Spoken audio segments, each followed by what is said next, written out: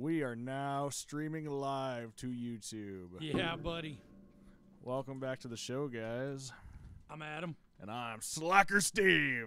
I almost said, I'm Adam and I'm an alcoholic. I was like, wait, this isn't that. This isn't. You're not, dude, you're not in. Wait, I got something. Oh, boy. So, how was everybody's weekend? Well, I don't know. How was your weekend, Adam? My weekend sucked. Oh, why is that? Because I was in pain, and then I got my teeth worked on. Oh, that's no fun. Yeah. Oh, So never want to go to the dentist. No, it's been an ongoing process. But this is why brushing and flossing is important. I'm telling you. Like, you knuckleheads out there, you fuck knuckles. Fuck knuckles. Yeah, it's, like being a knucklehead, like stop being a fuck knuckle. Like, don't be a fuck knuckle. Brush your teeth. I have not heard that aphorism before. No, it's because I just made it up. Oh, good. Well, so we got a few things to talk about today.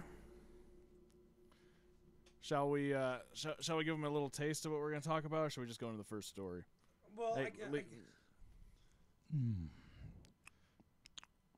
Dude, I will quit. I will cut you. I will cut this stream off. I think we froze again. No, I have the play off. Oh, nice. That way we're not competing with our own. See? There we go. That's awesome. No, I guess all jokes aside, I guess we brought everybody up only to bring them down. Like, I heard the Ozzy's not doing well. Oh, that was yeah. the first thing we were going to talk about tonight was people's health issues. Yeah, see, whenever rock stars start to go to the hospital for anything, like they could stub their toe. Like it can come up and say Ozzy Osbourne stubbed toe, and I would assume the worst is going to happen. Yeah. I mean, I think I'm a little traumatized by the what happened with Lemmy, because when he got sick, I was like, how did that happen? And it happened. I mean, it was fast too. Yeah, and same with Ronnie James Dio. It took me probably a good year before I can cope with the idea that there was no more Ronnie James Dio on this planet. Yeah. I mean, it was nearly impossible for me to weird comprehend that we live in a world now where there's no Bowie, there's no Lemmy. Dude, there's no Dio. There's knocking on wood. I mean, I don't want to jinx Ozzy. But dude, he's got to stop. At this point, there's nothing left to prove to anybody. You're Ozzy Osbourne. If it's a matter of proving it to yourself, well, you that's fine. You don't have to go out on tour anymore. We're seeing these rock stars that are basically giving their lives to us on stage, in which I respect the hell out of that. I thank you. But dude, there's no shame. You're not quitting. You're not going, oh, I'm done. I can't do this anymore. You're not giving up, man.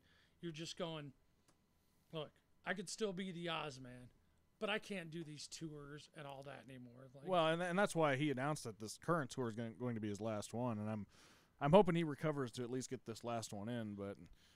But it's not going to be it. It's not going to be it. It's Ozzy.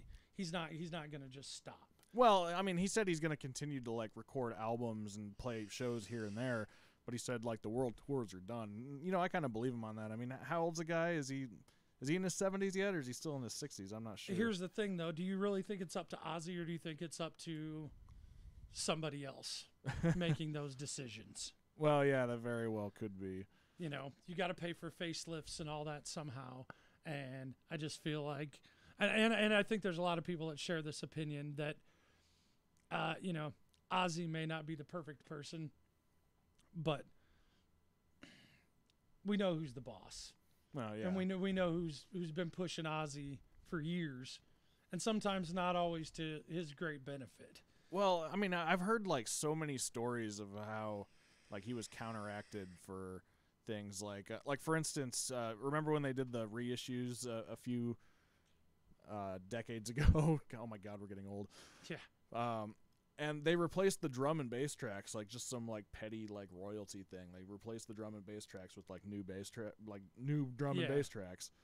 And like apparently Ozzy had no idea they were gonna do that. Like just Sharon decided to do that. And that's what I'm saying. Like I'm not gonna slander anybody because it's pretty widely known, and this is a fact, not getting the mic. This is a fact, not slandering anybody by any means. Sharon's known to be pretty litigious. That's not an insult. That's just you can call it protective or whatever. But I've read some stories about her and her father, and like you almost gotta like admire some of the ruthlessness that she does. Like it's almost like an art to it. Like somebody should like they should sell the rights to that story, and like HBO or something like that should like just dramatize it. Oh, absolutely. But now it's coming down to Ozzy not doing so good. You know, it's negatively impacting the Ozman at this point, and that's where you got to go. Okay, ruthlessness aside, you need to be looking out for your husband at this point. Like, this is the person you love. Like, I'm not saying that she is pushing the world tours and whatever, but I'm saying if it's a case of her or his management or whoever pushing this, you need to stop. Like, you got to see what you're doing to the guy at this point. Well, and I've seen Ozzy give some interviews, and like one thing I've noticed about him is he's pretty like, what's the word I'm looking for? He seems pretty honest in his interviews, like a lot of the time. And I honestly believe that there isn't necessarily some like marketing force like forcing him out on this last tour.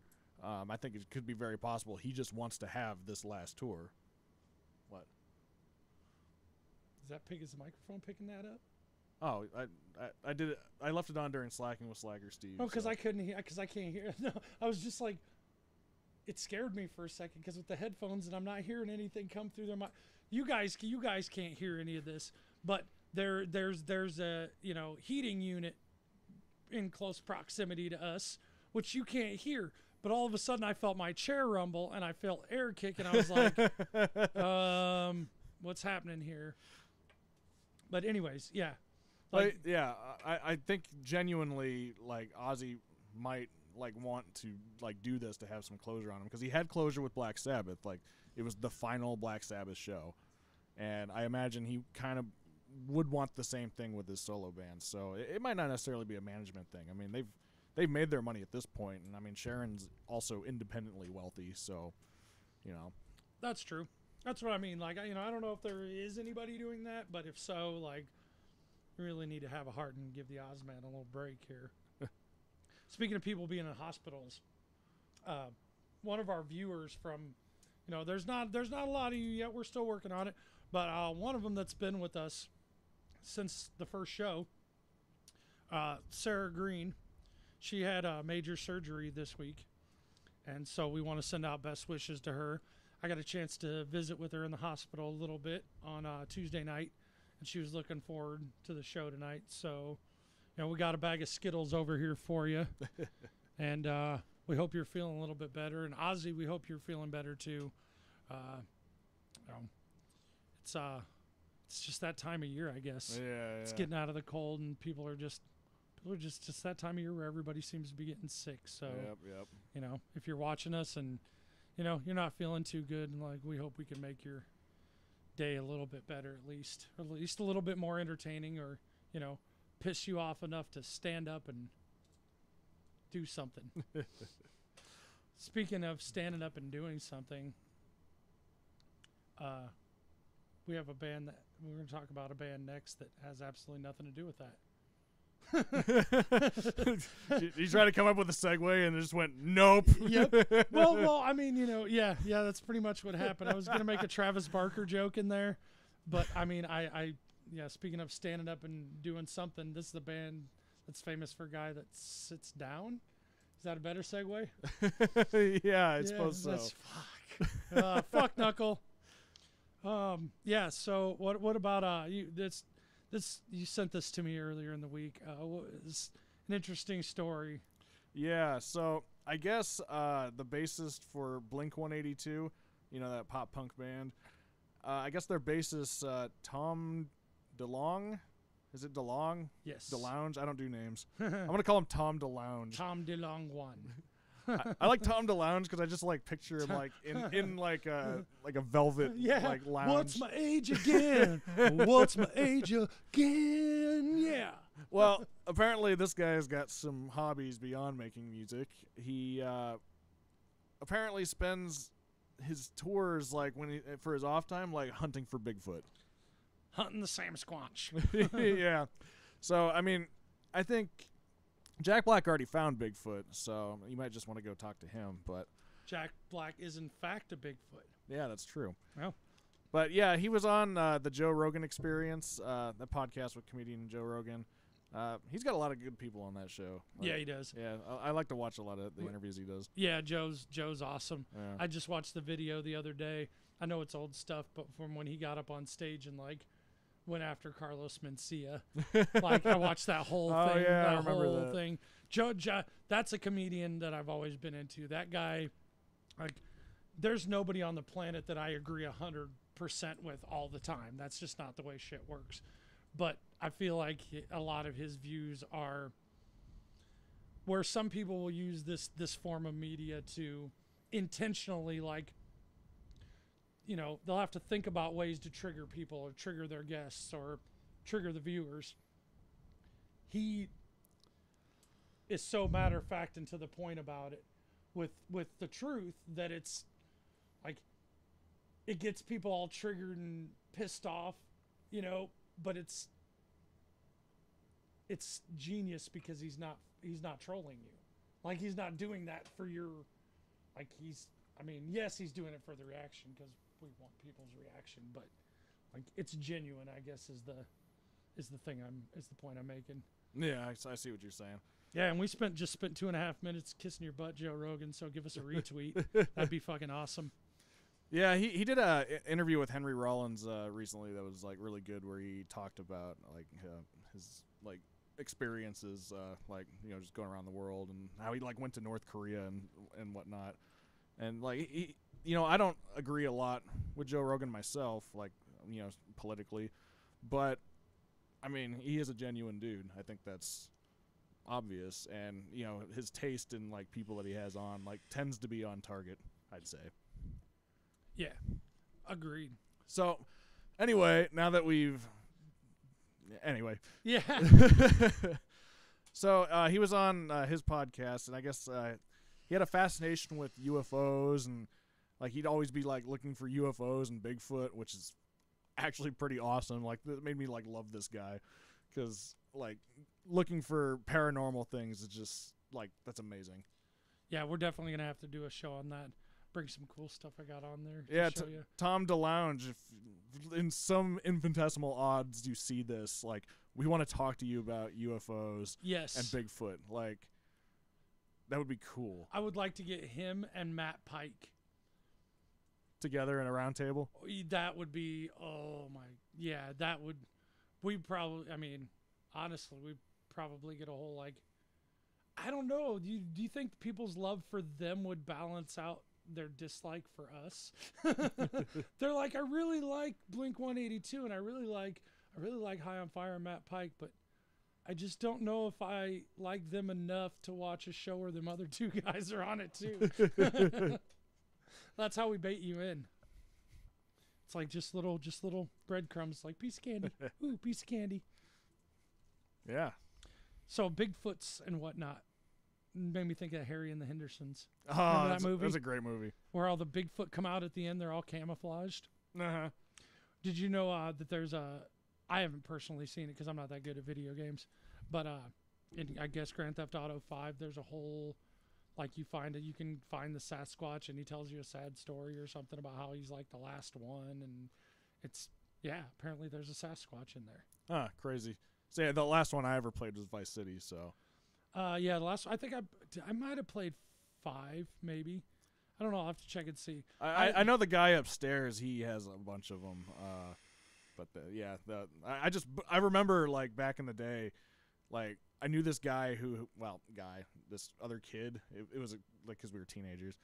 He just got the PS2 and like we were poor, so like I had a PS1 and a Sega Genesis, but he had the PS2 and he had Grand Theft Auto, and that was like the first time like when I walked into a room and thought the 3D in this looks incredible.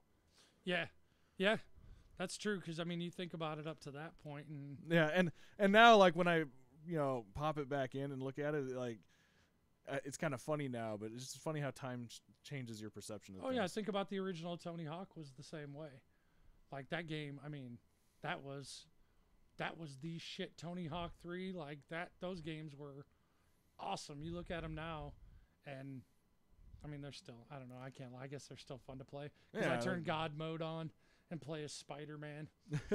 Turn on infinite grind, and we just find a grind and see who can hold that grind the longest continually. See who can score the most points. Some of that old stuff is like better in some ways. It's just like, I know like a lot of times, like with a new system, like you put the disc in, you gotta wait like 7 minutes for it to update and whatnot.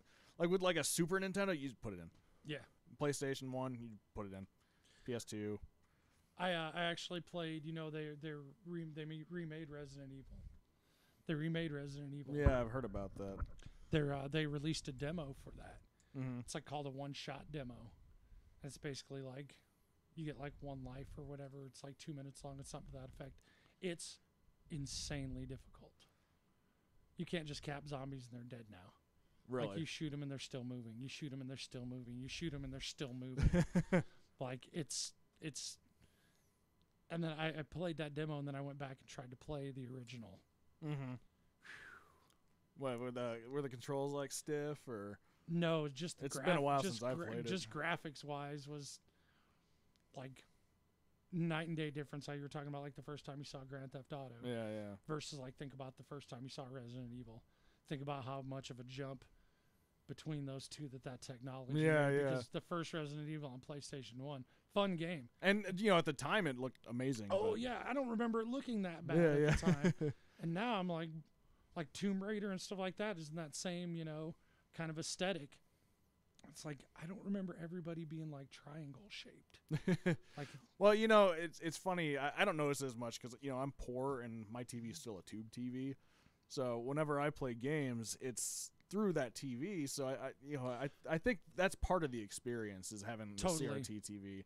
Like I think in a lot of ways it makes older games like look better. Oh, absolutely. Like I hooked the 64 up to I have like a 55-inch curve smart, and no, like my son has an old school plasma and you can play it on there and it looks fine.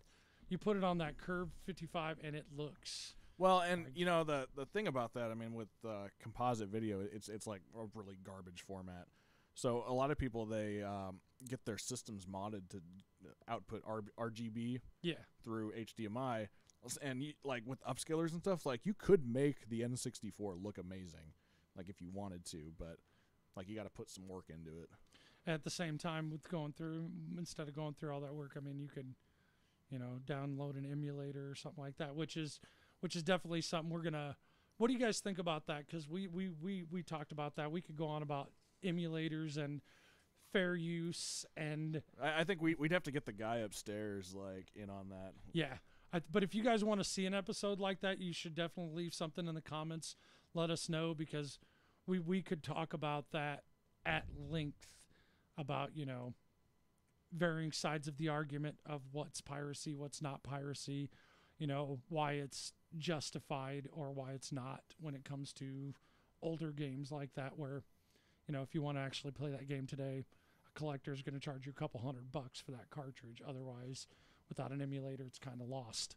So, it's like losing the Mona Lisa. It's like saying, that's gone now. Nope, this guy has it. No one's ever going to see it ever again, period.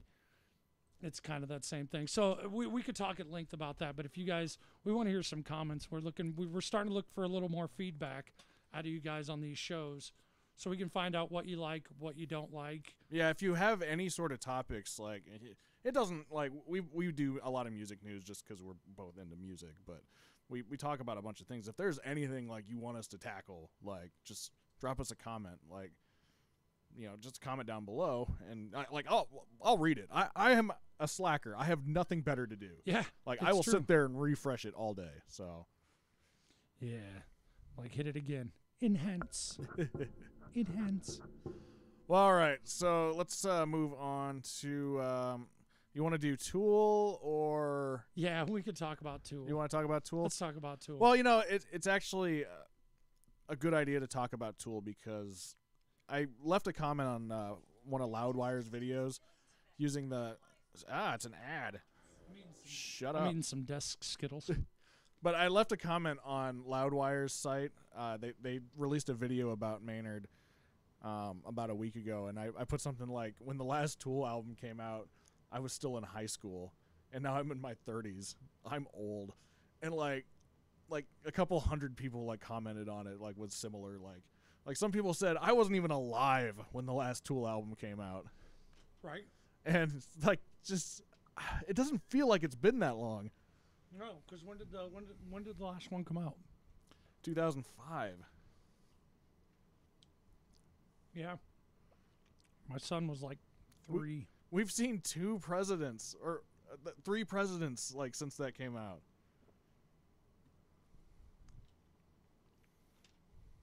They're messing with us. That's all it is. I swear. Like, this is the biggest, most elaborate prank in history. Like, at this point, I just have settled on the fact that there's no Tool album coming out. It's not coming out. It's never going to happen. It's going to be like the Chinese democracy thing. I mean, eventually. that did eventually come out. Eventually, but look how long it took. I got a couple Dr. Peppers out of the deal. Like, remember when Dr. Pepper said, look, if you release it this year, everybody in America gets a Dr. Pepper. And it, like, crashed their website. Yeah, that was awesome. Good marketing on Axl's part. It's hey, look at that. See, that's how a segue works, huh? Yeah. That was good. That was nice. There we go. Look. So I mean, we can kind of compare what's happening to Tool to what happened with Chinese democracy, which kind of leads us, to the fact that I don't know. We can call it at this. My thing, the Tool album's not coming out. That's my opinion. The Tool album's never coming out.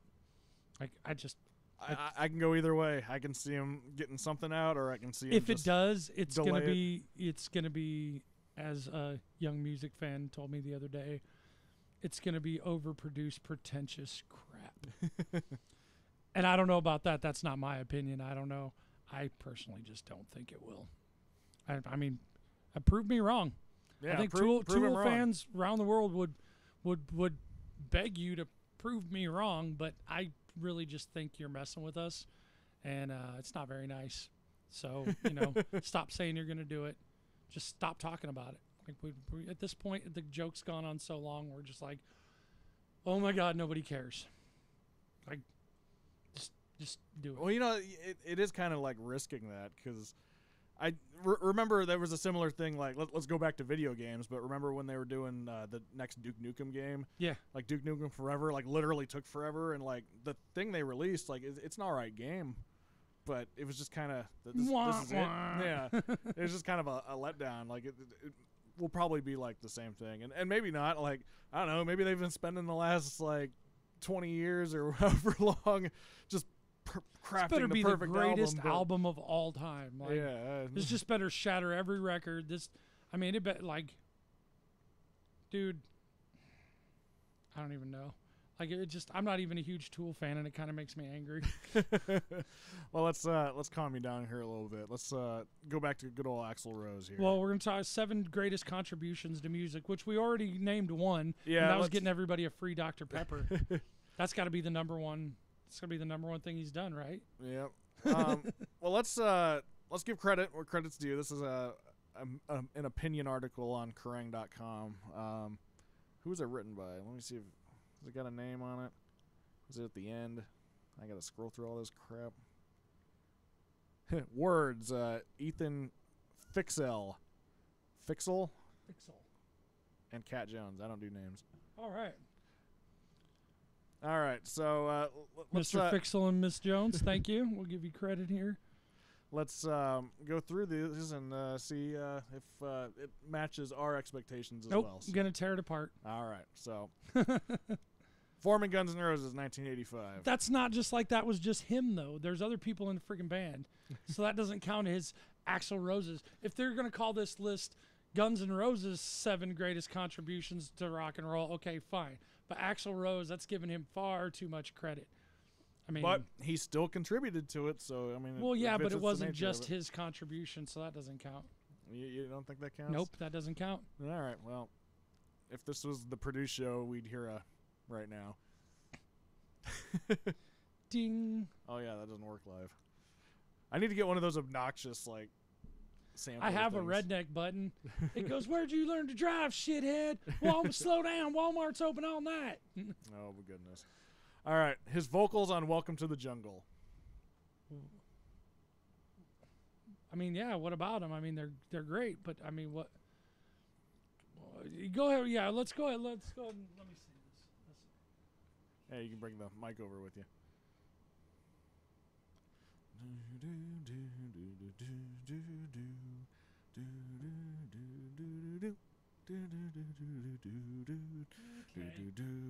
Basically, one of the most memorable rock vocal performances of all time. Everybody remembers that. I mean, yeah, yeah. I mean, yeah, I don't know. I guess we'll see what the next one is because I'm looking through this, going, yeah, it's cool stuff, but I don't know that it contributions like the wording of it is. I keep saying that word, but I don't think it means what you think it means. All right, well, let's move on. His sex noises Hell on no. Rocket Queen. That's if any. See, okay, really, really. Who did Cosmo? Is this on Cosmo? What website is this on again? Sex noise on. If anything, that's why I hate Guns N' Roses more. I don't hear him go. Dude, seriously, it sounds like I don't know. It sounds like what is that? The French police siren. Like no, dude. That's. No. I'm not going to lie. I love Rocket Queen. That's a great song. Oh, God. Writing November Rain. Okay, well, did he write the words or did he write the music? Because if he just wrote the words. He plays piano on it. So did he write the song? Let's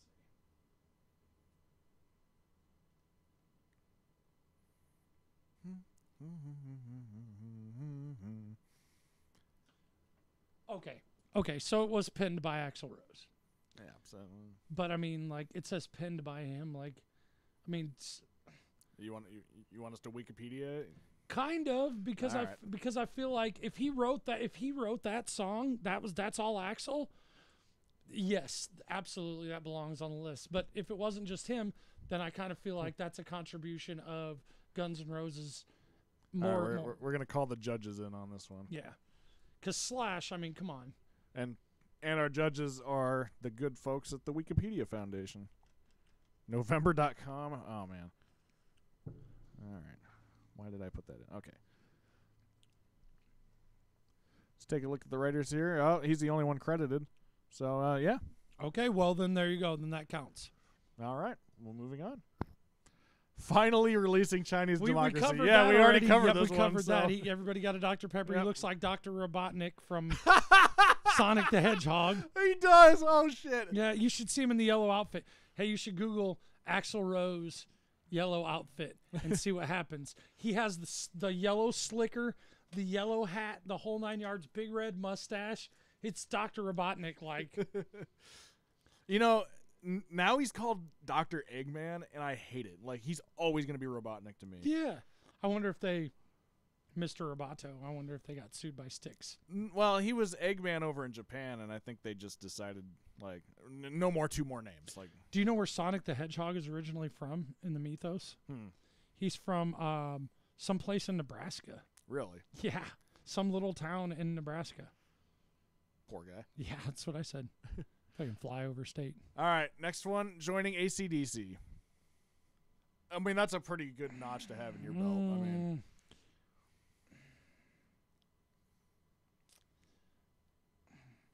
I don't. It was a cool thing. I don't know if that was I count that amongst the contributions, and I could, yeah, I see what you're saying. I mean, it was a cool thing. Don't get me wrong. Like, and he totally fit the bill. He crushed it with AC/DC, absolutely. But as far as it was a cool thing for. But to say a contribution, or I mean, I guess I can kind of go either way. I mean, he did let us hear. We did get a chance to hear what AC/DC would sound like with Axl Rose, which basically sound like AC/DC with Axl Rose. Like, I hope they put a live album out on that. I'd actually be interested in hearing that. Welcome to the jungle. We got cakes and pies. I don't like touching politics on this show, so. Well, I got this. Okay. So ranting about Trump on Twitter 2018. We don't even need to get into what he said or whatever because it's completely irrelevant. That's not a contribution to rock and roll. Like, that's dumb. That's stupid for that to even be on the list. That is where, to me, like, people lose credibility with the story because you're seeing it go like this, and then all of a sudden, this is cool, this is cool, this is cool. And then all of a sudden, boom, takes a political turn in there somewhere, which is something that we stay away from on this show. Yeah. So we're not even going to acknowledge what he said or what the article speaks on that issue because we want everybody to enjoy the show, and we're not. We're a couple of slackers. We're not qualified to tell you who exactly. Like, that's no. There's you're inundated with politics on the radio and TV and everywhere else nowadays. You can come here and not have to hear about that. I think we can all agree that it's just not something that needs to consume our culture and our lives as much as it seemingly does nowadays. You can just have a little fun and hear us bash Axl Rose. Well, all right. Well, I guess that was it. I think they get a E for effort. Yeah. Yeah. I feel like you guys could have tried a little harder. I'm looking at it going, it took 2 people to come up with that list. Yeah. Wow. Well, okay. Let's think of some other like Axl Rose moments. Like, let's come up with our own list. I mean, if we're gonna criticize it, let's try to top it. Well, okay. I mean, first of all, I don't know if you can put it into a list like that, but I mean, think about Axl Rose brought the danger to rock and roll. Well, yeah. I think I remember my mom told me because she grew up in the '80s. Like, she told me that, like, in the sea of, like, all the glam bands, like Poison and whatnot, like, just all of those, like, Guns N' Roses was like a breath of fresh air. Like, yeah, they were just, they brought that grit like that, Yeah, Axl might have been a hard guy to work with, but he brought that, again, like we were talking about Joe Rogan, that realness to it. Like, Axl Rose has always been his own man, unfiltered, for better or worse. Axl Rose has always been his own guy and done things his own way, which, especially, even nowadays, like, there's not many artists. There's not an artist that could come out and do the shit that Axl did back in the day now and get away with it and not get dropped from their fucking label. Yeah, it was crazy, like, this amount of stuff like he was able to get away with. I mean, he was like a true rock star in a sense, like, just, I don't want to do it. Yeah. And that, you may hate the guy for it or whatever, but the thing is, like, it's a legendary story. I mean, people are going to be talking about it like probably a century from now. Yeah, exactly. And that's, his antics are not mentioned on that list. Yeah, and I think that's a very important, like, part of the story of Guns N' Roses. I mean, it was a whole bunch of, like, misfits that all got together, and it just, like, somehow worked, like, long enough to produce, like, one of the best albums, like, ever made, like, in my opinion, and, like, a couple more before petering out. But it was a big contribution to rock and roll history, and yeah, absolutely, they didn't, like, acknowledge that at all. Like, I read Slash's autobiography, and it's like a roller coaster. Oh yeah, like, it's one of the best rock autobiographies I've ever read. It's Slash. That's that's, you could go on, you could put 100 different reasons that Slash influenced rock and roll. I think you could probably come up with a longer list of things that Slash did that forever changed rock and roll. Oh, it'd be a lot easier with him. I mean, he, not even like with Guns N' Roses. I mean, like with Velvet Revolver, like they had Scott Stapp singing with them for that. Right now, it's Slash with Miles Kennedy and the Conspirators. Yeah, and his solo albums are great. Like the two he released under Snake Pit were really good, and like I like all the ones he does with the Conspirators. I Dude, they were all Miles really good. Kennedy is a phenomenal vocalist, awesome guitar player too. Like I heard Slash talk in an interview where he goes, "Yeah, that dude is actually teaching me stuff on guitar." And can you imagine being like so good on guitar that you're the singer in Slash's band and you're teaching Slash shit on guitar? That's I couldn't imagine that feeling. And the guy's so humble about it. Like I really dig his voice. Well, and it's another thing. I'm actually a pretty big fan of Alter Bridge. I didn't think I would like them because it's they came from Creed, and I think Creed gets too much flack, but they're not really my thing. But Alter Bridge is just like his vocals and Tremonti's guitar playing. It's nuts. Yeah, that's the only. It's like the only thing I didn't like him in. Like I couldn't. No? It was too much. It just seemed too much like like Creed replaced their singer and changed their name. That's kind of how it came across to me. Well, I mean, it's all the same members. I don't think the music's all that comparable. I mean, Tremonti gets a lot more technical in that band. Well, but Tremonti's still Tremonti. You know what I mean? Like he still has he's one of those guys that you can tell when he's playing guitar. Like it still has that tone, that feel to it. And that's kind of how they pushed it too when Alter Bridge first came out. Like I remember that was the comparison, members of Creed, like getting, and that name kept getting, used to push it.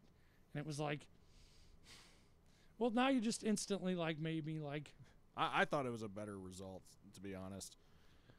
Ooh, I don't know. Creed's first album, like My Own Prison and stuff, pretty. I mean, that was pretty fucking huge. Like I'm not denying its place in history, but for me personally, I would take Alter Bridge over Creed. And I'm glad they're a band, and it actually launched Miles Kennedy into doing a whole bunch of things. And I think that's a good thing. I'm not a big fan of them, but I guess I would still have to say I would take them over Creed too, just because. I mean. Scott Stapp isn't in the band, so well, they seem like they're having fun. They instantly get points for that because I mean, this is the guy that got beat up by 311. Like, somebody told us, did he have his leather pants on and his shirt was open? I was like, yeah, probably. Like, I don't know. Like that guy is just.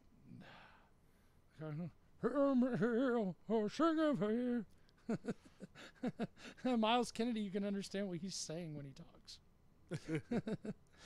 He doesn't speak potato fluently. Well, I think that's a good segue into what I've been listening to this week. Something we like to top the show off with. Another band that like totally like parted ways with their singer and hired like a different singer. Audioslave. You remember that? It was Chris Cornell basically fronting Rage Against the Machine. Yeah. Audioslave was fucking wicked though. Yeah, I put in their first album today, and like just that first song, was it Coach Ice? Yep, The Avenger. Yeah, like that sound at the beginning like gets me like so pumped for like the rest of the album, and it was a really interesting experiment, like just getting him together with this group of musicians, and like they were from like two completely different worlds, and it worked like pretty well for 3 albums, I thought. Plus, like, I mean, Tom Morello he's like the guitar player you love to hate. Oh, why would you say that? Because he's not a very nice guy. Huh. Yeah. Well, we will have to read up on that. We'll have to do a follow up. Yeah, apparently he's like not a very nice guy. Like that's like. Well, I haven't heard about that. I was really disappointed by that. What is it, like fan comments that you saw? Or? No, it's just like you can Google it. It's worth a Google. Oh. Stories about Tom Morello just like kind of being a dick to people. I'm like, well, was it like other musicians mentioning it? It was like waiters and like fans and like other musicians. It was just like all around, like people just saying he wasn't very nice. Now, I'm not saying he's not nice. I've never met him, but like, I mean, that'd be disappointing to find out. yeah, that's why I was like, well, damn. I was like, I still love his guitar playing. I was like, but because my standard rule is you can't be a bigger dick than me. Like, I'm a huge dick, so like there's too much. It's like just Navy ship or something I'm just gonna segue into that. So, a boat with a lot of dudes on it. There's just too much dick in here. Well. Yeah. So, but no, I hope we'll have to do some research on that. That's a good question. Tune in next week to find out, is Tom Morello in fact a dick, or is it just some jilted server at Starbucks or something that felt like, you should get $100 tip for a $4 cup of coffee? And if I don't find anything on it, I'm going to cover you in gack. Nickelodeon gack. Oh, I'm glad he clarified. I was like, well, what's I was like, I hope he's talking about the Nickelodeon gack, but is he just like, are you just going to hack stuff up on me? Well, yeah. I mean, that's what it's made of, right? Probably. I don't know. That's why I don't let kids play with it anymore. Like, all that shit was radioactive. Man, the 90s were like so green and so gross. I loved it. Yeah, I remember when they had the green ketchup. Yeah, I had a hard time with that one, but I couldn't do the purple ketchup. You remember that one? Yeah. I couldn't do that one, but no, that's nasty. Ugh. Ugh. Purple ketchup. Yeah, that was just a transition that I couldn't make. My brain went, that is the wrong color. Do not put that on that French fry. If you do that, you will barf all over the place. That should be like a written rule.